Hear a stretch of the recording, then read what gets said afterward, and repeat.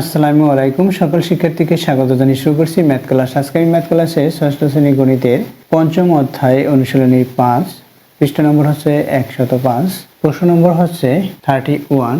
এই প্রশ্নটি সহজে সমাধান দেব। তাহলে দেখো এটি কিভাবে করতে হয়। এখানে কি দেওয়া আছে সেটা প্রথমে জেনে নেই। দেখো কণিকার কাছে যতগুলো চকলেট আছে তার 4 গুণ চকলেট আছে মনিকার কাছে। দুজনের একত্রে 25টি চকলেট আছে। কণিকার কতগুলো চকলেট আছে আমাদের বের করতে হবে। কণিকার কতগুলো চকলেট আছে, তাহলে লিখি 31 নম্বর। কণিকার চকলেট আমাদের জানা নেই, তাই মনে করি লিখতে হবে। মনে করি বা ধরি কণিকার চকলেট এক্সটি, কণিকার কাছে আছে এক্সটি চকলেট। এখানে প্রশ্নে যেভাবে দেওয়া থাকে সেভাবে লিখলে ভালো হয়। তাহলে লিখি মনে করি কণিকার কাছে আছে এক্সটি চকলেট। তাহলে মনিকার কাছে কতগুলো চকলেট আছে বলছে কণিকার চেয়ে 4 গুণ বেশি, অর্থাৎ এক্স এর 4 গুণ হবে। তাহলে মনিকার কাছে আছে, তাহলে মনিকার এই একই লেখা বিদায় কমা চিহ্ন ব্যবহার করি। কাছে আছে 4 গুণ বেশি, অর্থাৎ এক্স ইন্টু 4 বা 4x টি চকলেট। অথবা এভাবেও আমরা লিখতে পারি মনিকার কাছে আছে 4 গুণ চকলেট। এরপরে এভাবে লিখতে পারি, সরাসরি লিখে দিলাম।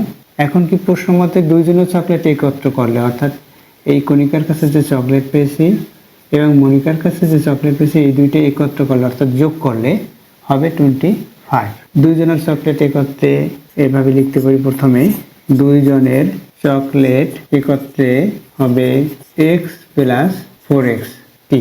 প্রশ্ন মতে বা শর্ত মতে, প্রশ্ন মতে লিখি, প্রশ্ন মতে x প্লাস 4x ইকুয়াল একত্র করলে হবে 25, বা ইকুয়াল চিহ্ন বিধায় আমরা বাদ চিহ্ন ব্যবহার করি, কারণ একই লাইনে দুইবার ইকুয়াল চিহ্ন দেওয়া যায় না, তাই বা লিখেছি, অথবা সংক্ষিপ্ত রূপ বা কমা দিলাম।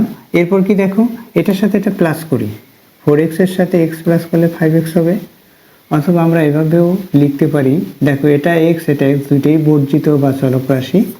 x লিখলাম, এই 4 এখানে আছে 1, 5 হলো।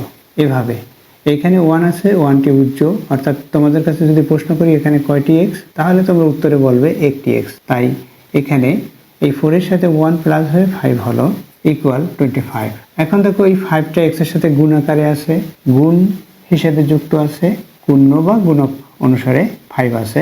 তাই 5কে বাদ দিতে হলে কি করতে হবে, 5 দ্বারা ভাগ দিতে হবে, 5 দ্বারা উভয় পক্ষকে ভাগ দিতে হবে, অর্থাৎ x ইকুয়াল 25/5 আমরা ভাগ করি, তাহলে কি হবে 5 হবে, বা x ইকুয়াল হচ্ছে 5। এখন অতএব x ইকুয়াল 5 এটা লিখতে পারি। এখন অতএব সংখ্যাটি কি, অতএব সংখ্যাটি হচ্ছে 5। এখন এখানে কি বলেছে, সংখ্যা কি, কণিকার কাছে কতগুলো চকলেট আছে, অতএব কণিকার কাছে চকলেট আছে।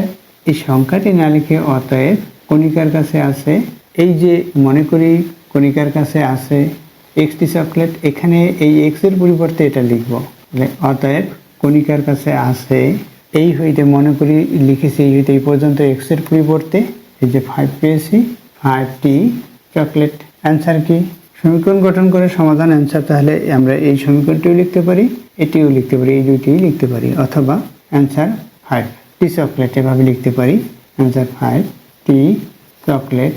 এটা হচ্ছে উত্তর। আশা করছি বুঝতে পেরেছো অঙ্কটির কিভাবে সমাধান করতে হয়।